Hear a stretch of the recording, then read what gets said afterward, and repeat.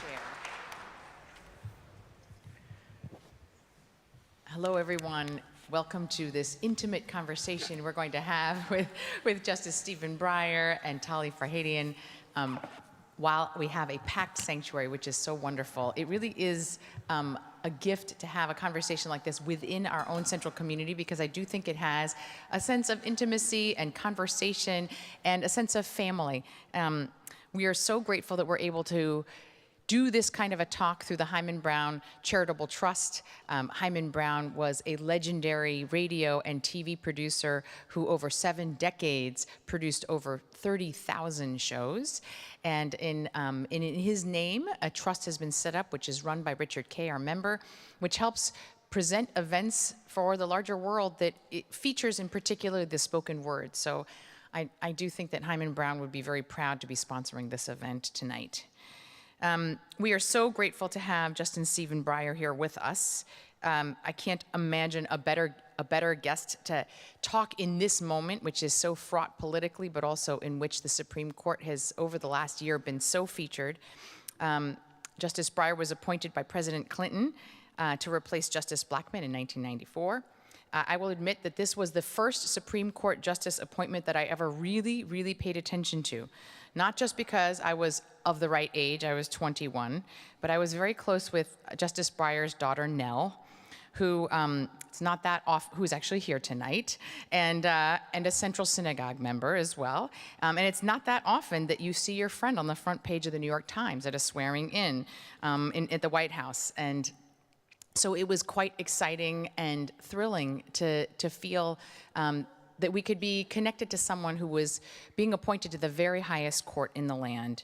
He's a brilliant legal scholar. He's been a professor at Harvard Law School and has returned to that post since then.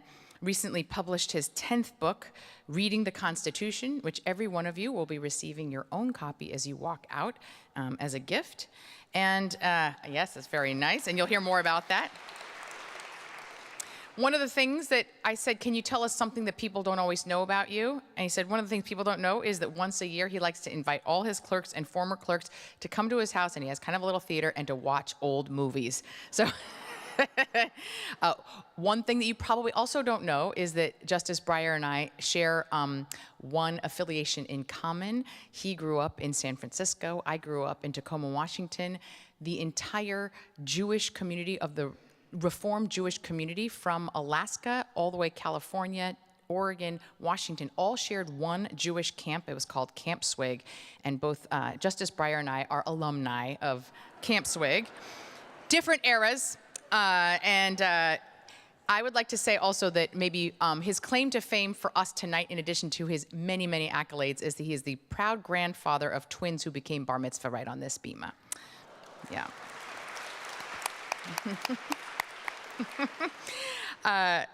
So grateful that the moderator, facilitator, interviewer of this conversation is our own member, Tali Farhadian, a brilliant attorney and legal mind who came to this country as a refugee from Iran in 1979 and then made a brilliant career for herself. I feel very lucky that I actually also met Tali at a very young age, at 16, because she went on the same Israel program as my younger sister. And then I got to watch her as she went on to win all the awards at Yale, go on to Yale Law School, become a Rhodes Scholar and a Supreme Court clerk, and all the things that you could possibly imagine this amazing woman, and then went on to serve our country both on a federal and state level as a prosecutor, made a run for Manhattan DA, which she should have won, and yeah, we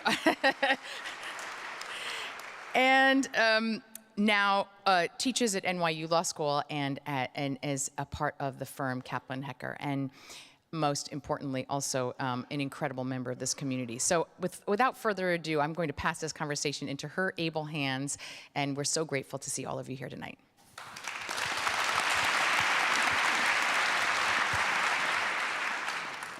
Thank you so much, Rabbi Buchdahl. And Justice Breyer, welcome again to Central Synagogue. It is an honor. And thank you for this powerful book. I want to dive right into it with you. In this book, you set up the major debate at the Supreme Court right now about how to interpret the Constitution and other laws. So between textualism, which is currently embraced by a majority of the justices, and pragmatism, which you say you chose over textualism. Textualism, of course, puts primary or exclusive weight on the text of a statute or part of the Constitution. Pragmatists, or traditionalists, as you call them, consider more, like the purpose of the law, consequences, values. And yet, you cannot talk about the court's current or coming cases. And as I was reading your book, I was reminded of what Richard Posner, another great American jurist, said a couple years ago about another book you wrote about interpreting the Constitution. This is your 10th book, is that right? So he said, a Supreme Court justice writing a book about constitutional law is like a dog walking on hind legs. The wonder is not that it is done well, but that it is done at all. The dog's walking is inhibited by anatomical limitations, the justices by political ones. But just as Shakespeare managed to write great plays under official censorship, so Justice Breyer has managed to write a good book under self-censorship. So I wanted to ask you, why did you write this book, despite the constraints? What do you hope to accomplish? I have a number of things before I answer it. One, thank you for inviting me, and thank you, Rabbi Angela. And I see probably some grandchildren here. Not necessarily mine, but I'll tell you, see if they agree. These are my daughters. They are? Yes. All right. Now, the important thing is to recognize why your grandparents are so important. You know why? Because your grandparents are the only people in the world, the only ones, who know that you are perfect. They are sitting next to their grandmother. She's taking it in. Quite true, quite true. All right, so first you have to know what I do as a judge. What does a judge do in the Supreme Court? What does a judge do in the Court of Appeals? Much of the time, almost all the time, in the Supreme Court. Okay, this example, which is maybe true, who knows? It might help. I was reading about a story of what happened in France. A biology teacher was traveling on the train from Nantes to Paris. And in a basket, he had 12 live snails. Okay, got it? The conductor comes up and says, sees the snails, and says, have you bought a ticket for the snails? The biology teacher says, what? A ticket for the snails? That's crazy. He said, read this. In the fare book, you know what it said? It said, no animals on the train, but they can come in a basket, but you have to buy a half-fare ticket. So he said, but that's ridiculous. That's not snails. That's dogs or cats or maybe a rabbit or two. I don't know. But it's certainly not mosquitoes. It's certainly not, that's ridiculous. Is a snail an animal? Well, what do you think? See, that's what I do. I tell the 5th grade students just that story. Then I don't have to say another word. You know why? Half of them say, it's an animal. And then they argue for the rest of the time. They never have, an animal? Yo, it isn't an animal. I mean, that kind of animal, blah, blah, blah, and I can leave. But that's what we do in the Supreme Court. Now, you don't understand it's not snails, really. It is what is the meaning of and how does it apply the freedom of speech or right to keep and bear arms. But it's the same idea. And now if you can get into an argument about snails, you can understand how people can get into an argument about the freedom of speech. So why do I write this book? I write this book because I want to persuade people. That's what judges like to do. They want to write an opinion. They think it's a pretty good opinion, or maybe it's the best they can do, whatever, and maybe somebody will read it and say, oh, not a bad point, not a bad point. And I think that there is, sweeping over this country, this idea, it's a very powerful idea in the law. And those who favor it say, you know what you do when you have a thing like snails in the book, or animals, or freedom of speech, whatever you want. read it. Read it, and then that's it. The extremists will say that. And Nino said that. Nino Scalia said that. We're all pretty good friends in the court, but I didn't agree with him about that. We can still be good friends. He said, just read those words. And I say, okay, I read them, now what? You see, I mean, and he'll say, do you want to know what the argument was like between him and me? Okay, because we'd go places. We'd like to go to Lubbock, Texas, or schools, or law schools. In Lubbock, they'd probably never seen a Supreme Court justice, and they thought probably they were going to a football game because there were a lot of people there in the stadium. And what they'd learned from our discussion, well, they'd learned that we liked each other, but that we really disagreed. See, because I want to show that you can't take this document, this is our Constitution, and you should read that. It's not very long. It's only about 27 pages or so, and it has a lot of important ideas in it. Fine. But, you know, the freedom of speech, that's one of the words in the, several of the words in the First Amendment. The freedom of speech. That can change over time. Not necessarily the values, but how it applies, because the world changes. Now, I want to get that across to the students in Lubbock. So what I actually said was, George Washington didn't know about the internet. I thought that was a good point. That would keep a few of them there after they discovered it wasn't. All right, so I said, George Washington doesn't know about the internet. And so Nino says, I knew that. I figure I'm sort of sunk there. What he said then was, he said, really the disagreement between us is like the two campers. Anybody know the two campers? I didn't know the story of the two campers. It's a good story if the two campers are camping, and one sees the other putting on his running shoes. And what are you doing? There's a bear in our camp. A bear in the camp? But you can't outrun a bear. He says, yeah, but I can outrun you. Not a bad point.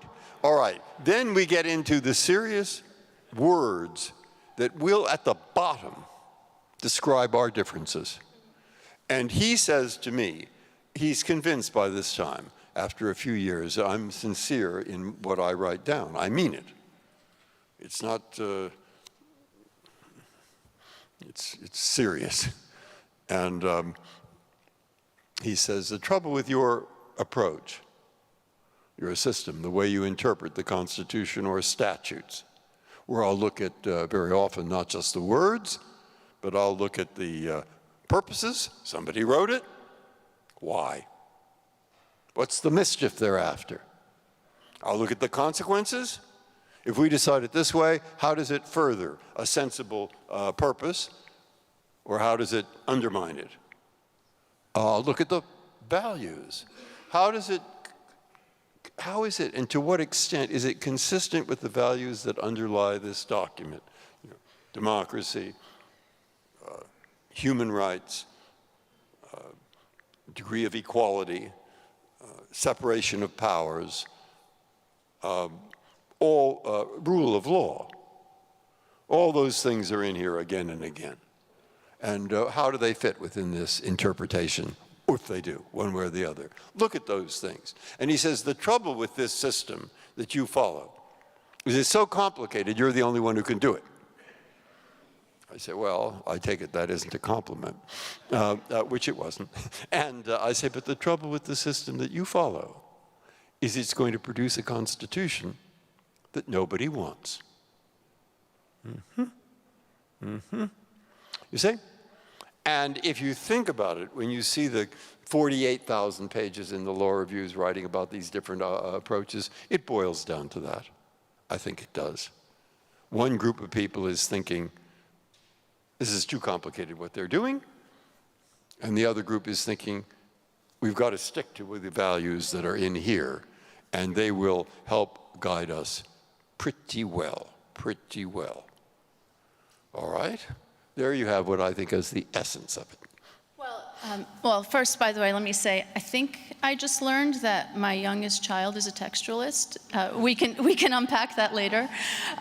But let's show the audience how this purpose-oriented approach actually works. And I'm thinking about the Ten Commandments cases. I was a law clerk for Justice O'Connor when the court decided these cases, and something very unusual happened. So the court was deciding two cases at the same time. In one, some framed copies of the Ten Commandments were on display in some courthouses in Kentucky. And in the other, a giant granite monument of the Ten Commandments, donated by the Fraternal Order of Eagles, was on display on the grounds of the Texas State Capitol.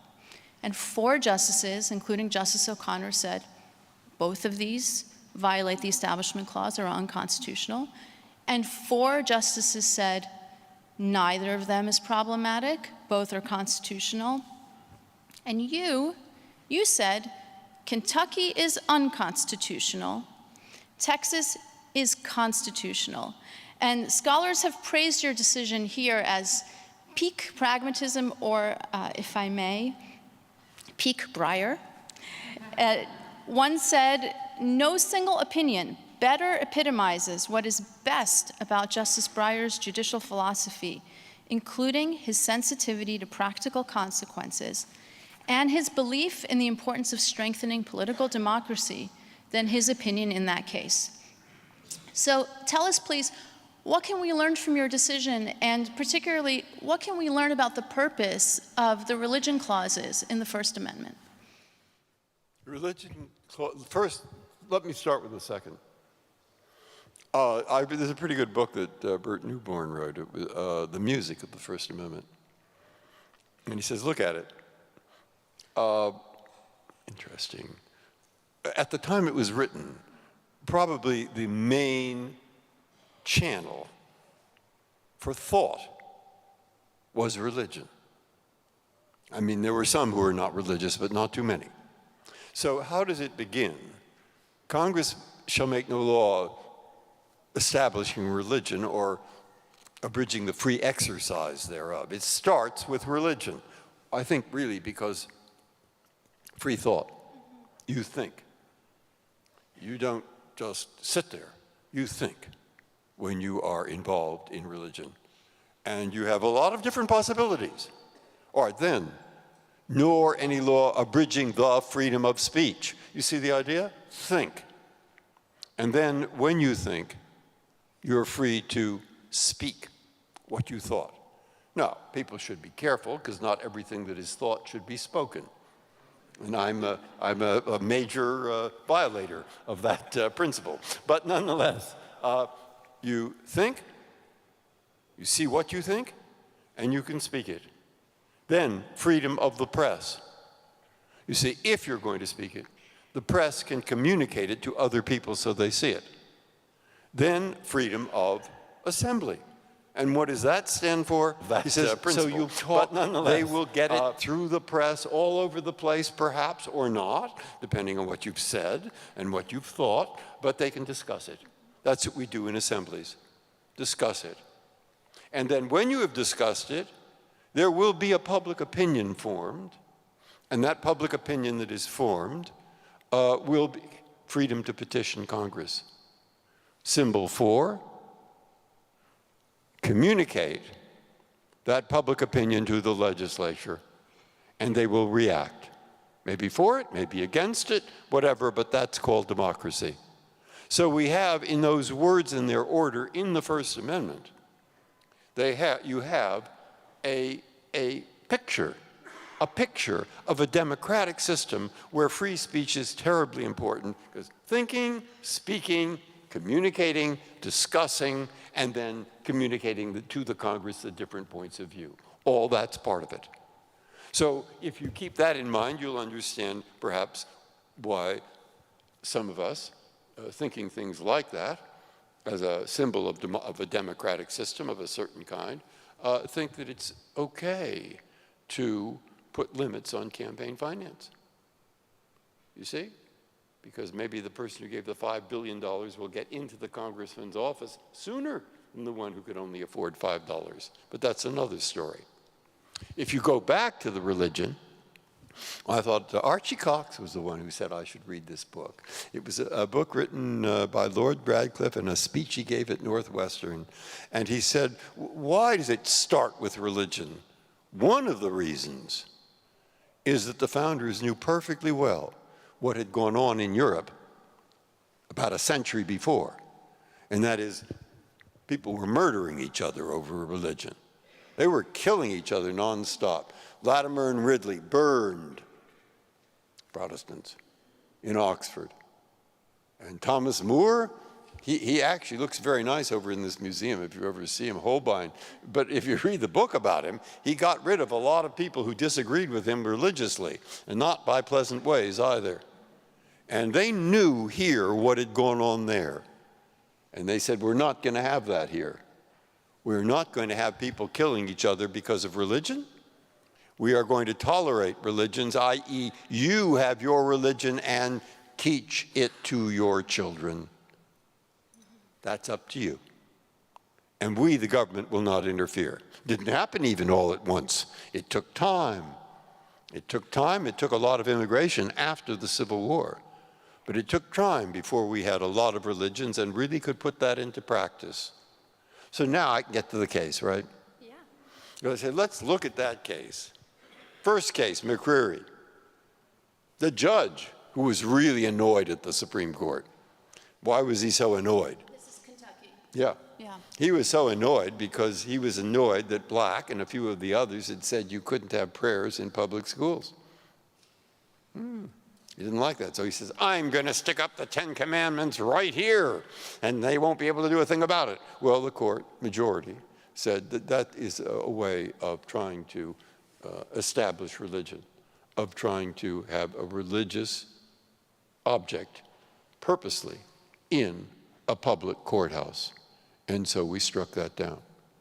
But what about the other one, the Ordway, the city of, I forget the name, but the governor. Van Orden. Yeah, Van Orden. Yeah. It was in the governor's garden there. Well, there was a monument by the 10 Commandments there.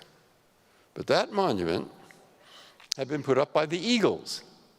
Now we thought, though it didn't say it in the opinion, but we thought the Eagles are a fraternal organization. They put it up for secular reasons to show good behavior, and really they might have done it because Cecil B. DeMille, who had just had a movie called The 10 Commandments, wanted publicity for his movie. Now that sounds like a dubious reason, but it isn't a religious reason. No. And the other monuments there, and there were quite a few, were not about religion. And the whole place was labeled the symbols of the values of people in Texas.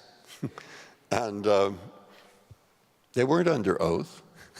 But regardless, they were not. And they had a lot of very nice monuments there. This was the only one that had anything to do with a religious background, but it was not. It could be read as how you behave, because all the others were there. And it had been up there for 40 years. And do you know how many people had objected to it being up there for 40 years? Zero. Zero. Nobody had objected. And what is in the back of my mind, and some of us on the other side, is thinking, there are monuments, no, that there are carvings of the 10 Commandments in buildings all over this country.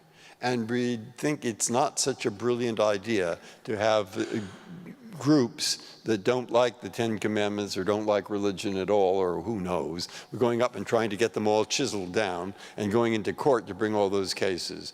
If that happens, and there was a good chance it would happen because one of those groups was right there, if that happens, is that going to help the harmony, the getting along with each other, the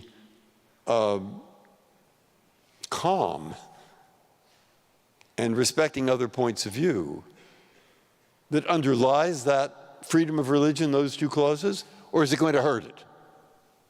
So we thought it's going to hurt it.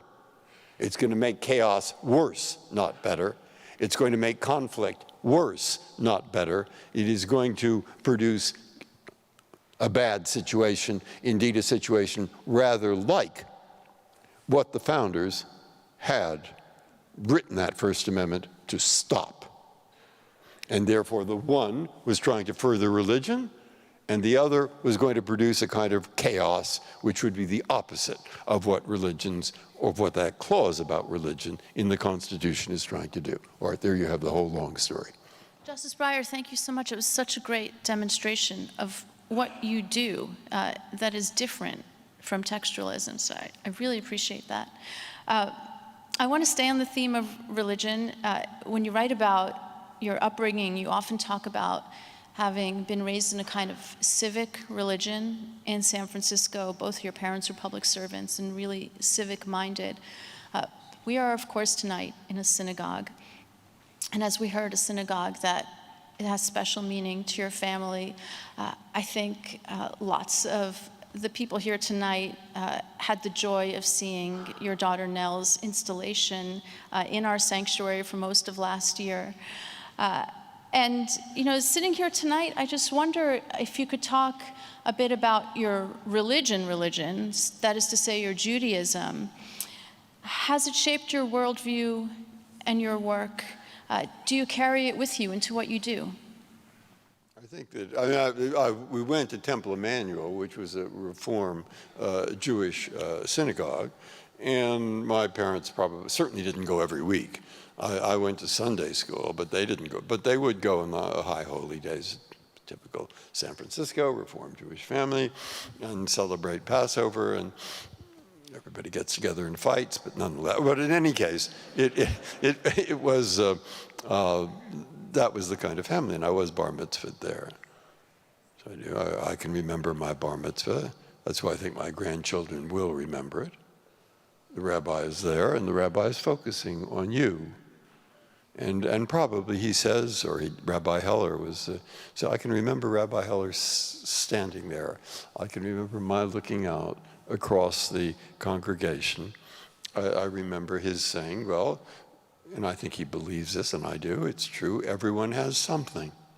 You know, everyone has something positive. And the question is, will you spend some time using that something that you have as positive to help? I used to work for Senator Kennedy years ago. And I thought he told his, we had a reunion of all his staff members, and there were a lot up in Hyannis once. And he was talking what he really thought. And he said his father told him, what you do is you get people together who think a lot of different things on your staff, and they get together and they help. And who do they help? They help themselves. They help you, the senator, and they help other people in this country. And maybe beyond. And I thought that's a very Jewish thing for Senator Kennedy to think. I didn't say that, actually. No one asked me. But I thought that probably is, you know. Yeah. Correct. And so that's what I just think that was that was some ceremony. That's Reform Judaism. Some ceremony, some trying to think through what is the deeper meaning in a community. Community. And people are members of your community even if you don't like them. And that's hard to accept. But nonetheless, there it was. There it is. And I don't know if that's Jewish or not, but I know it's part of the world that I grew up in and probably kept, I hope. So let's talk a bit about what's going on in this community. You know, Justice Breyer, I think that this is a time of so much anxiety in the American Jewish community. I feel it. I know many of my fellow congregants feel it. In fact, we're so grateful that our senior rabbi, Rabbi Buchdahl, has been a national leader in the fight against anti-Semitism. And I wonder what you make of what seems like a really meaningful rise in anti-Semitism. And I wonder, as someone who has created and worked with some of the best tools we have as a country to address hatred, whether it's anti-discrimination laws or free speech laws, what do you think we can do to deal with this ancient hatred that has risen up again? Well, where I am, I'm teaching now. I'm back teaching. I'm at Harvard. Yeah. And so what I want to say to I mean, of course, it's obviously awful, but you say to people, young kids sometimes, that they don't know, they haven't, so they say, hey, you're here for a reason, go start reading a few things. I just finished this book by Eichler called The Times Echo. My God, I thought I knew something about the Holocaust. No, I didn't. No, I didn't. Oh, my goodness. And if they're law students and they're being really difficult, I'd say, go read it, my friend. Go read it before you start formulating views. And there are a lot. There's students. Well, the students can read. I guess there's a certain part of it that just is around, and you do your best. I mean, I don't know if there are going to be terrible, the real anti-Semites. Well, when you say to read that book, I wonder they'll learn something. They'll learn something about what can get out of control. I read, there's a book about a man that made an impression on me. It's called The Last of the Commando. It's a French book. The Commando is a rich Jewish French family that moved from Constantinople to Paris around the 1850s, 60s, 70s, because they thought, well, the French will really believe in liberty, equality, fraternity. They got a few surprises because they had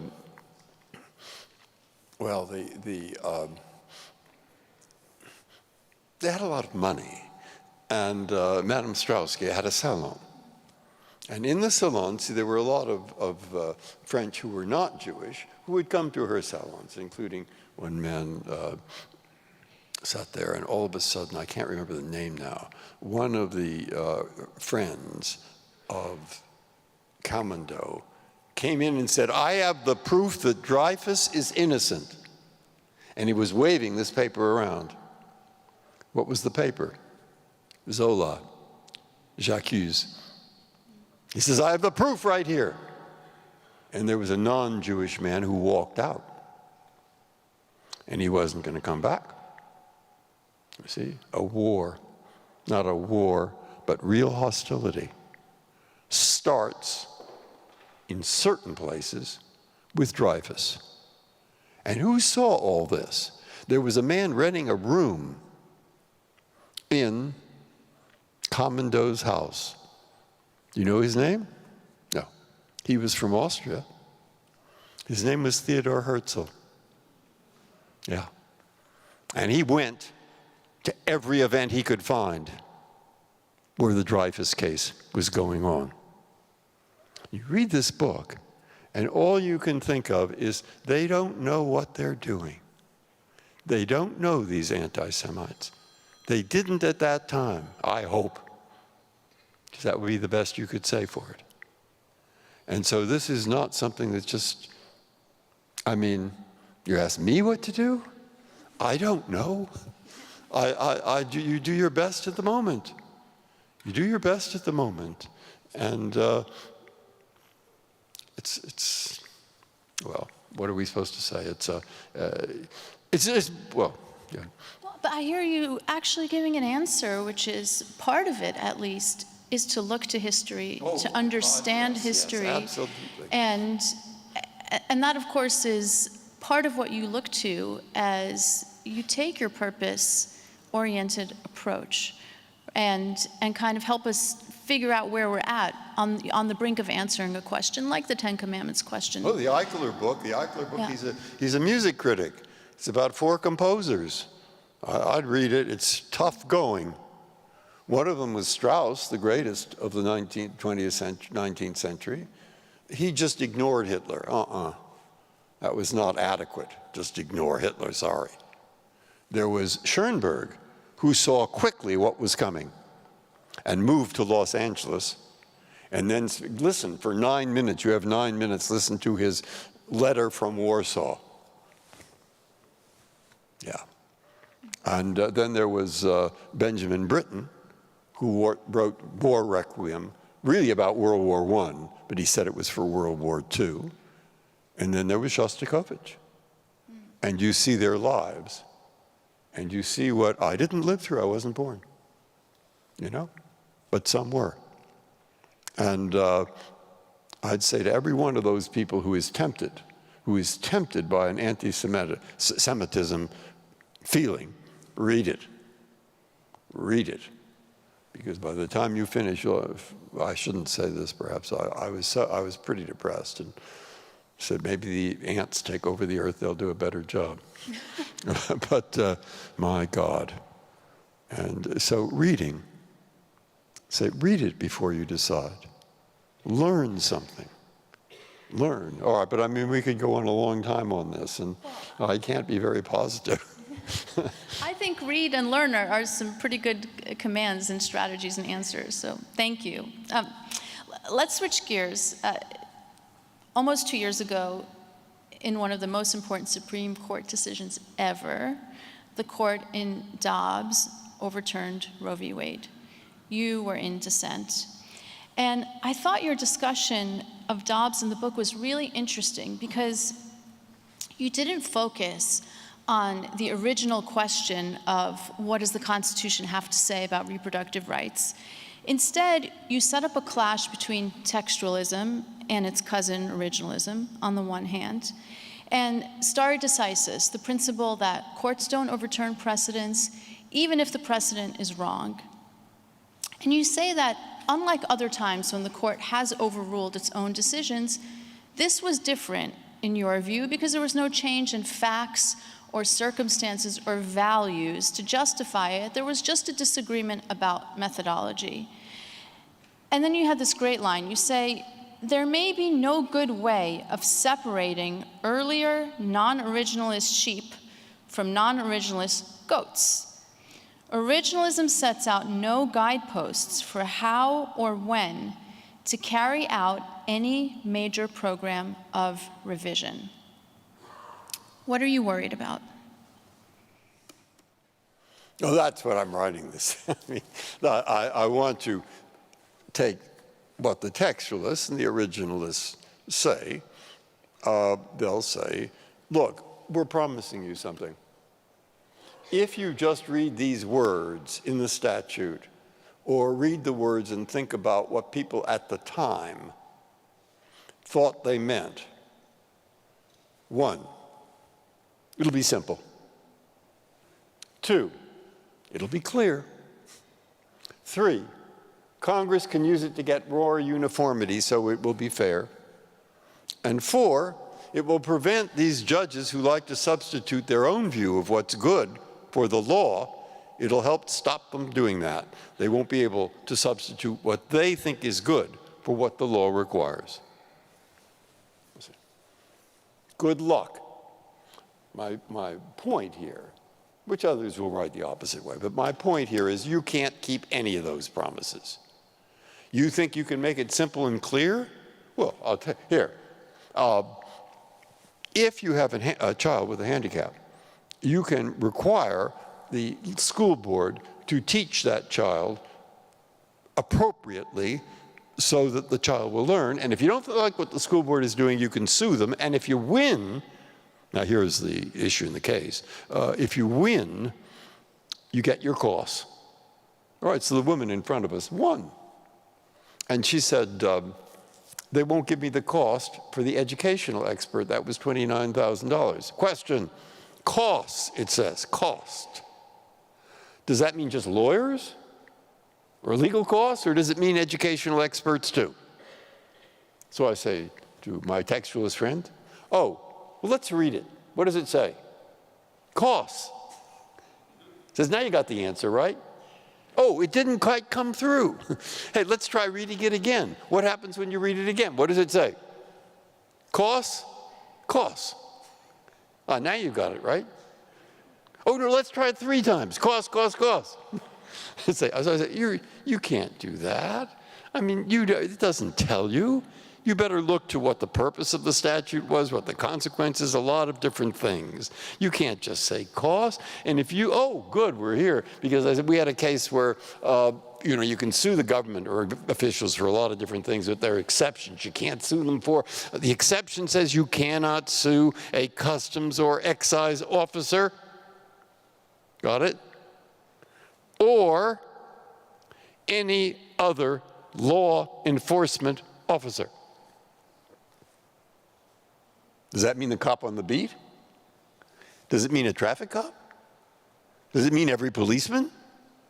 Or does it just mean customs and excise, other customs and excise people? Well, let's read it 10 times. And you think it's simple answering that question. I'll tell you, if you think it's simple and clear, I have a bridge that's not too far from here that I intend to sell you immediately. But there is the fourth thing. They just said, well, it'll stop those judges from substituting what they think is good for the law. Oh, I see. But you won't. No, we won't. Good. Which cases are you going to overrule after you overrule Dobbs? Any case that doesn't use your system of originalism, which is you look back to 1789 or you look back to 1869 and see what people would have thought it meant. Oh, what people, by the way? Yeah, there were a few, you may know who they were, who were not part of the political process in the United States during those periods. Yeah, women, slaves for a lot of it, and others. So well, put that to the side, that's bad enough. But you say you're going to overrule Roe and you're going to overrule Casey. Are you going to overrule every case that wasn't decided according to originalism? And there, I say, oh, I guess you're going to overrule every case. Because until the 21st century, there weren't any. They were decided according to a more traditional method, which I think mine is more. That's. Tell us a bit more about that. Tell us a bit more about why you describe pragmatism as traditionalism. I think this is important.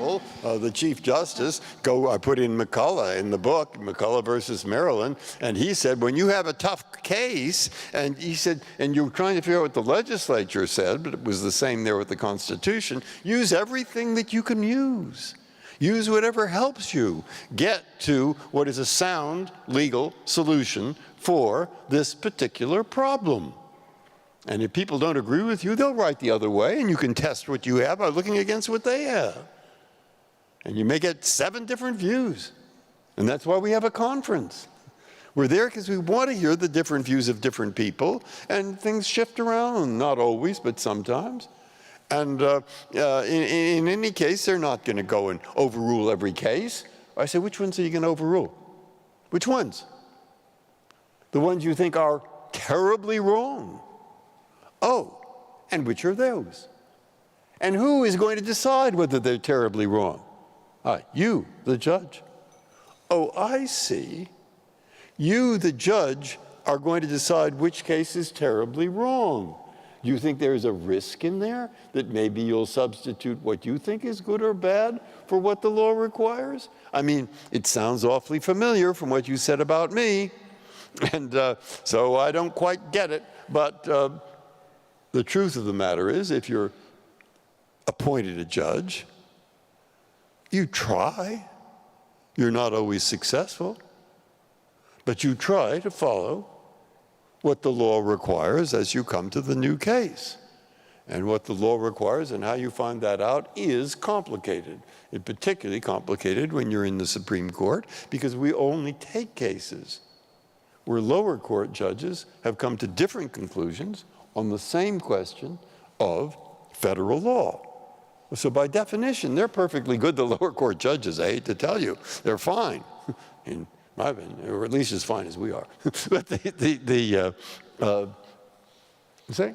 so they're going to be tough, they're going to be difficult, they're going to be complicated. And we have to take all of those things into account. And there's been over time, if you look at what Holmes says, if you look at what Brandeis says, if you look at what Cardozo says, if you look at what Learned Hand said here in New York, and Learned Hand said it's like music. It's perfect. Say, interpreting a statute is like music. That's perfect because no one knows what it means. But it's sort of, well, the notes are there. The notes are there, but the performer has to do a little bit more than that. There's the rhythm, there's the gestalt or whatever. I mean, you know, there's a lot of different stuff there, and it's not just looking at. So I'm trying to say why. Now, why? You want to know why did I go to all this trouble? And it is a lot of trouble, actually. And nobody really appreciates it except the person who writes it. He thinks, yeah, why go to that trouble? Because, well, when I was in law school, and since then, when I look back into history, when I look at Marshall, when I look at, there is, and Henry Hart and Al Sachs, who are my professors, who really, that law as an institution has an objective. It tries, in general, decent laws, laws that are at least consistent with the values that are in the document. Decent laws try, and you try to get people who will pass those laws to help this very diverse country live together in a community, live together in a community that is more peaceful and we hope more productive than it otherwise might be. And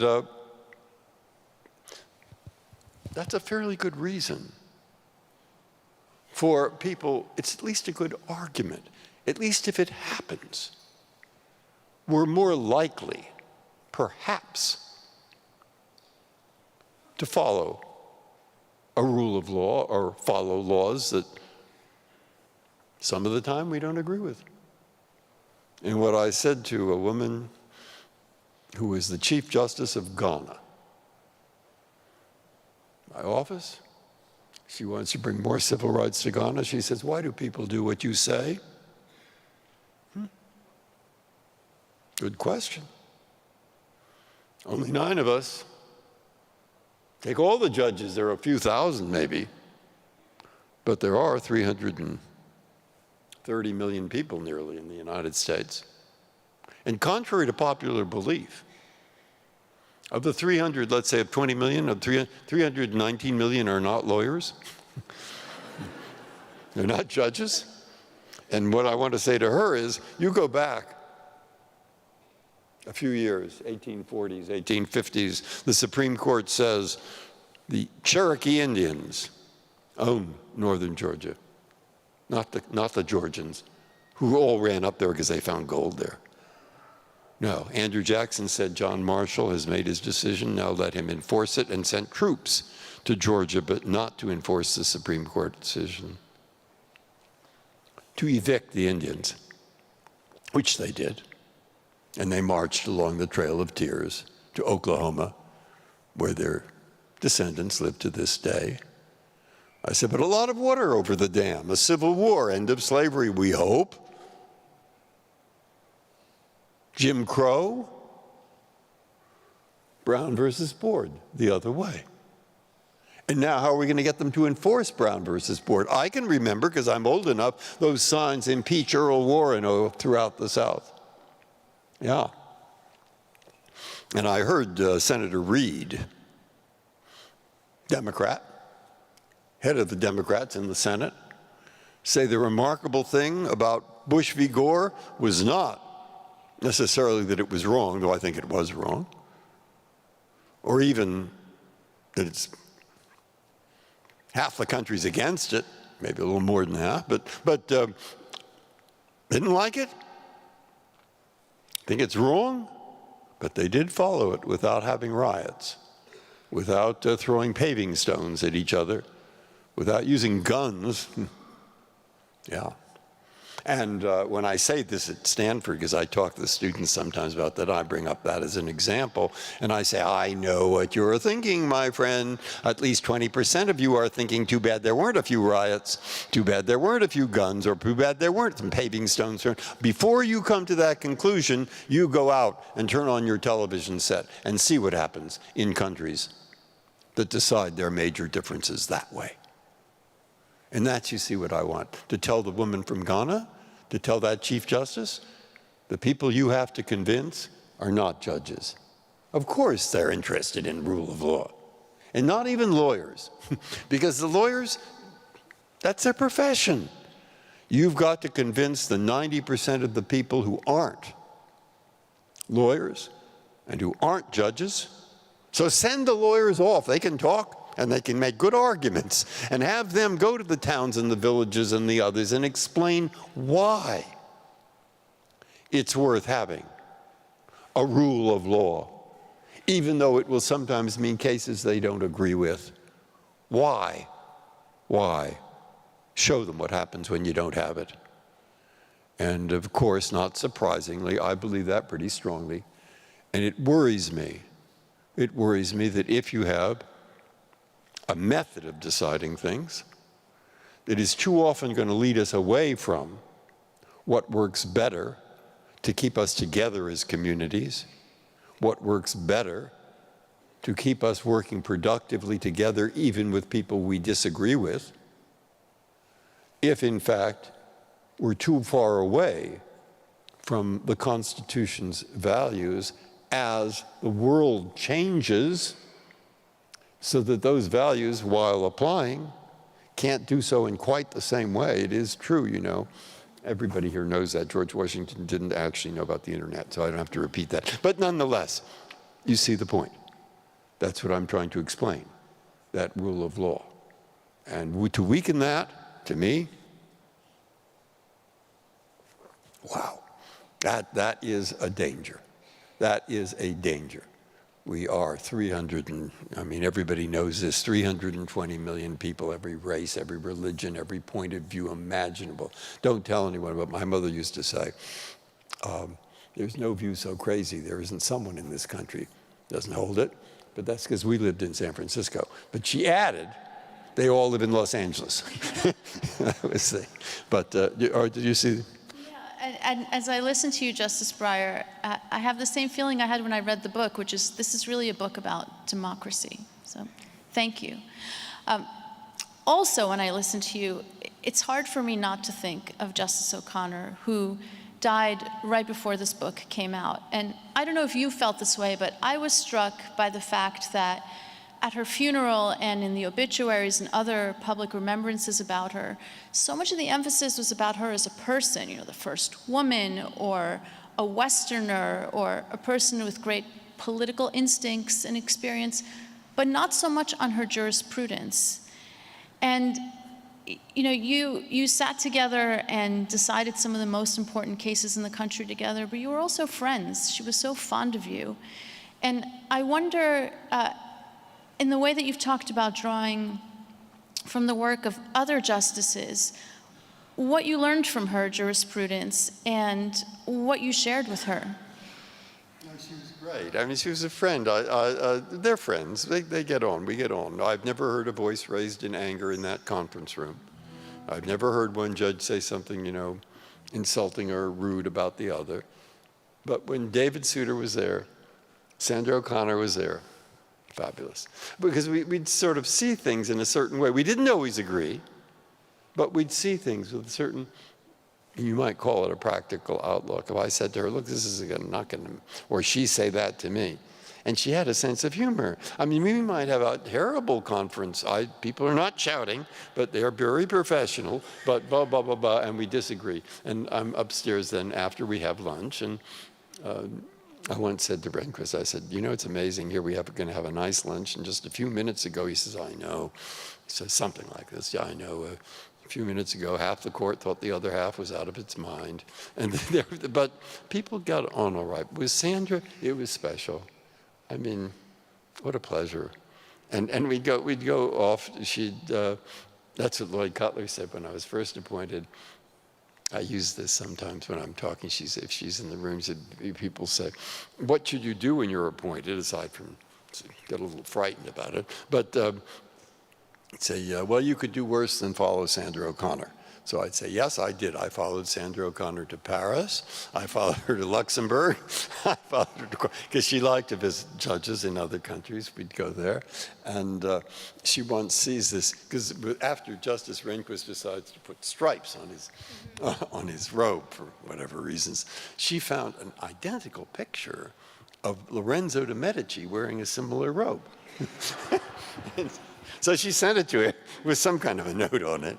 I mean, she was just fun. You'd come up to, yeah, she was. She loved her clerks. Well, they loved her. I think that that little bit of music might have been our elegant cue to wrap it up. And so I'm just going to ask you one more question. You're known as a relentless optimist. And aside from our little interlude just now about anti-Semitism, I think that always comes through in how you talk about our country and the work that you do. But of course, I think this is a hard moment in which to stay optimistic. And I wonder if you can just close this out by telling us how you hold on to your optimism, and particularly, going back to where you started for young people, how do you help them hold on to optimism now? Well, there's negative times in this country, plenty, terrible, and there have been positive, and Kennedy used to say, it swings. But the one thing that makes me more optimistic is I like talking to, as you can see, I like talking to school children. I like talking to high school students. I talk to the high school students. What they'll ask is, what should we do? What should we do? And I'd say, well, I can't tell you what to do, or say graduates in college or whatever. I say, I hope you find someone to love. I hope that you have a good job. And I hope you participate in public life. Because I do know, working with this document, that if you do not participate, it won't work. And then I add a couple of things. I say, actually, you're asking the wrong person. Because you're the ones, not me, who are going to have to see that this country survives with the ideals that it's always had. It's your country now. It's not mine. And I can tell you, what I learned in Senator Kennedy, I put number 1 up there in the office. He would tell us, all the staff, look, credit, don't worry about it. Credit is a weapon. So you get into an argument with, we're here, we want this bill, or we want this thing, and there's some other people who don't. The first thing you do after you figure out what's going on with this bill and so forth, go and find somebody who really disagrees with you, really disagrees, and talk to them. Wait. Don't talk too much. Listen. Listen to what they say. And when you listen to what they say, eventually they're going to say something that you will really agree with. And as soon as they say that thing you agree with, you say, that's a very good idea you have. And let's see if we can't work with that. And then work with it. And if you come up with 30% of what you want, good, take it. Don't hold out for 100% so you're a hero to some group of people and you don't get anything. You got your 30%, good. And then, and I saw him do this so much, time comes around, actually goes through, you actually got something, and the press will say, Senator Kennedy, you did such a good job on that bill. And he will say, don't thank me. Thank Orrin Hatch. He's the one that came up with the idea that we were able to work with and finally get something through. Credit is a weapon. You would say, it works, plenty of credit to go around. It doesn't work, who wants the credit? Okay? Now, I tell them that exactly the way I've told it to you. And what I suddenly see, they perk up. They perk up. They're interested. Not just because it's slightly amusing, but because now they've seen something where they can participate in a way that it's just possible that it will do some good. And I like to think this, so it may not be fair, but I like to think that they've decided they are going to talk to a few people they disagree with. And they are actually going to listen. And because we are a country, after all, in Cambridge, Mass, during COVID, there were groups that went around and saw if old people were all right, that they had enough to eat. And I think the same thing was true in New York City, and I think the same thing was true in, San Diego, you name it. Because Americans are not too bad at getting together with people they don't totally agree with and working something out. Well, I learned that in 5th grade from Miss Squataquatsa when she gave 1 grade to 4 people at a time. You had to work with them. Okay, now do you get the idea of what I'm telling them about and their reaction? That's what it is. The reaction that they didn't sit there, oh God, we've got to sit through another boring thing. Rather, their reaction was, that's sort of interesting. Maybe we can do something. That's my reading of their reaction. And it's their reaction of them. When it's their country, And they're the ones that are going to have to solve this. That makes me a bit optimistic.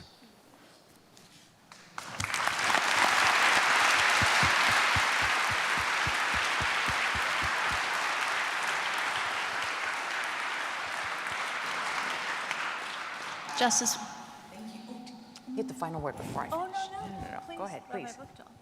I was just going to say, just as one American to another, thank you for your service to the country, and thank you for this conversation.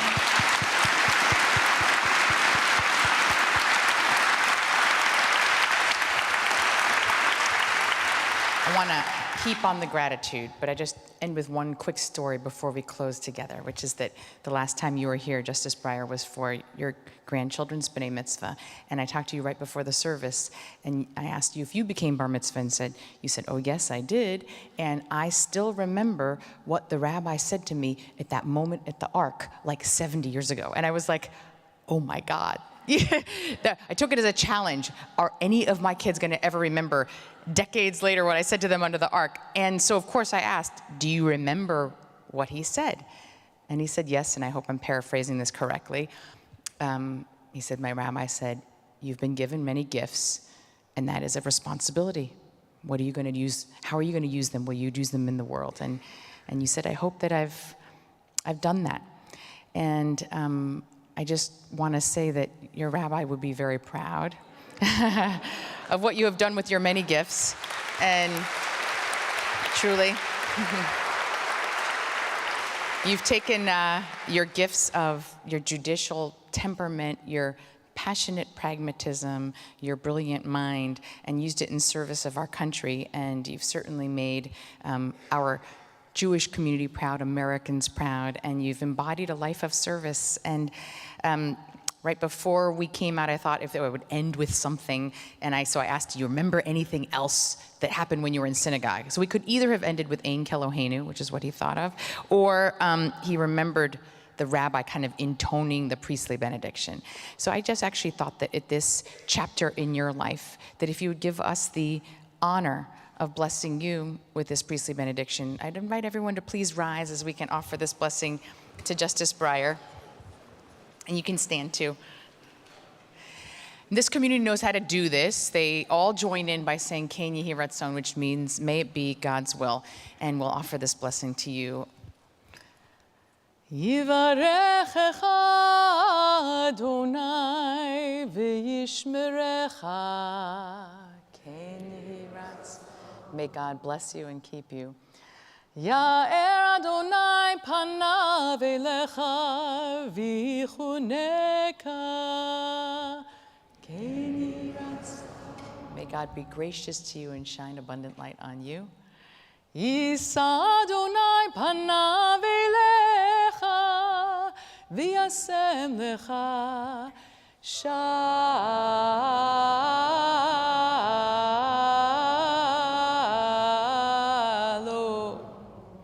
Shalom, Ken Yehi Ratzon. May you always feel God's countenance shining upon you and giving you the greatest gift of peace. Thank you for being with us, and thank you for all that you've brought to our people, to justice and democracy in America. And a thank you to Tali as well for joining us tonight. Thank you, everyone, for joining us.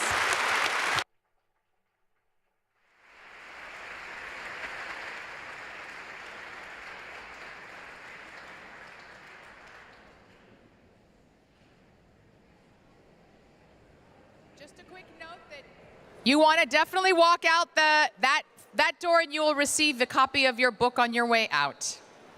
Thank you for joining us tonight.